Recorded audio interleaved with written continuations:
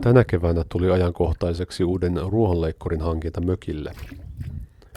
Työnnettävän bensaleikkurin hankinta oli lähtökohtaisesti mielessä, mutta kun sitten Lidlissä tuli vastaan tämä Parksidein 250 € robottiruohonleikkuri, tein hyvin nopeasti päätöksen hankkia sellaisen.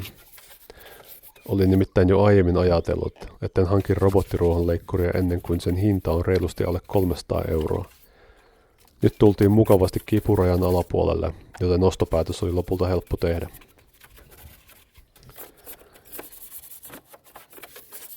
En ollut koskaan aiemmin tutustunut syvällisemmin robottiruohonleikkureiden toimintaperiaatteisiin, joten tein aluksi paljon aloittelijoiden virheitä.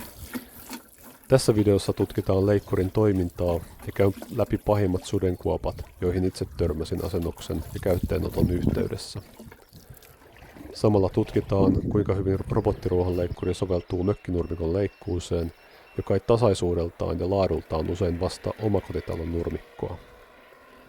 Myyntipaketti on suhteellisen pieni ja kevyt, ainakin jos verrataan bensaleikkureihin. Myös asennus on periaatteessa helppoa, edellyttäen, että on tutustunut niihin alustavasti esimerkiksi YouTube-videoiden kautta. Itse en tosiaan tiennyt robottileikkureiden suorituskyvystä, rajalangan vedosta, saati näiden leikkureiden rajoitteista juuri mitään ennen asennusta.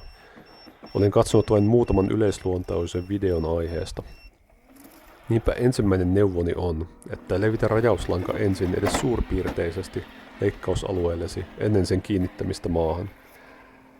Tällöin saat käsityksen leikkualueen koosta ja näet, mihin rajauslanka riittää. Rajauslankaa tulee mukana 130 metriä ja itse lähdin ensin rajaamaan aivan liian suurta aluetta, jota sitten jouduin pienentämään ja rajaamaan uudelleen.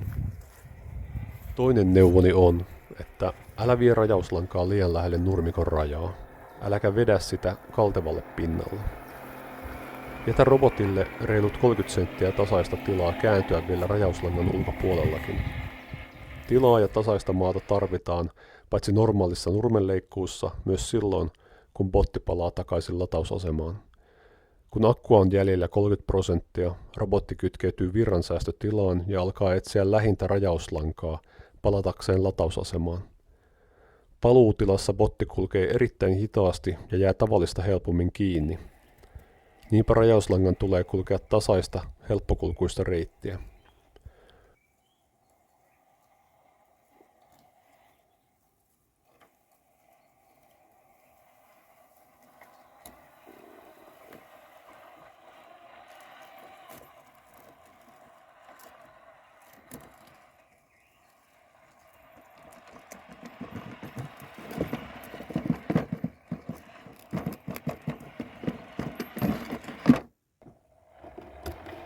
Parhaassa tapauksessa botti osaa kuitenkin myös kiertää esteet, kuten videolla, jossa se kaartaa hienosti kannon ohi ja palaa sitten takaisin rajauslangalle.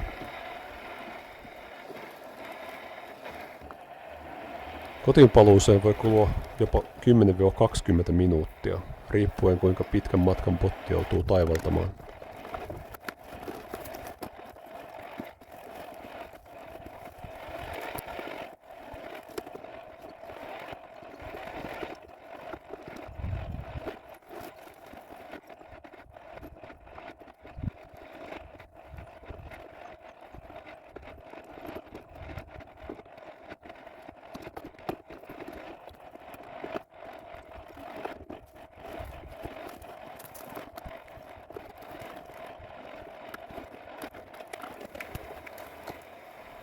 Viimeiset 2 metriä ennen latausasemaa kannattaa tasoittaa erityisellä huolella.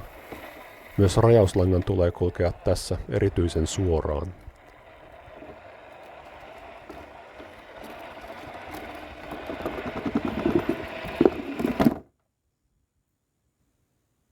Noin 35 minuutin latausjakson jälkeen botti on taas valmis uuteen noin 1,5 tunnin leikkaussessioon.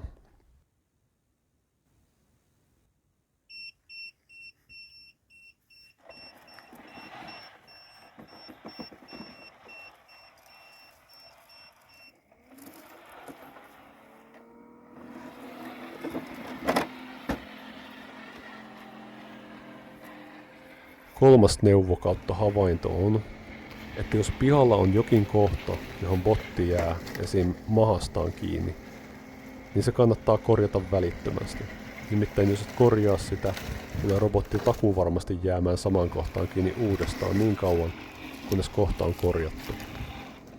Eli varaa runsaasti aikaa ensimmäisillä ajokerroilla leikkurin toiminnan seuraamiseen ja korjaa kaikki vastaan tulevat ongelmat sitä mukaan kun niitä ilmenee. Asennukseen ja testaukseen kannattaa varata yksi kokonainen päivä.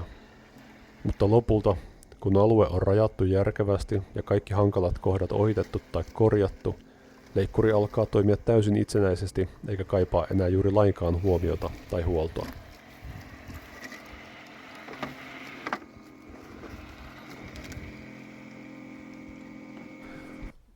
Paketin mukana tulevat suomenkieliset ohjeet, mutta laitteen digitaalisen valikon kielivalinnat rajoittuvat vain Englantiin ja Saksaan. Keskeisimmät asetukset ovat leikkuupäiviä ja leikkuuaikatauluja koskevia. Lisäksi on mahdollista määrittää leikkuualueen aloituskohta. Se ilmoitetaan metreissä latausasemalta vastapäivään.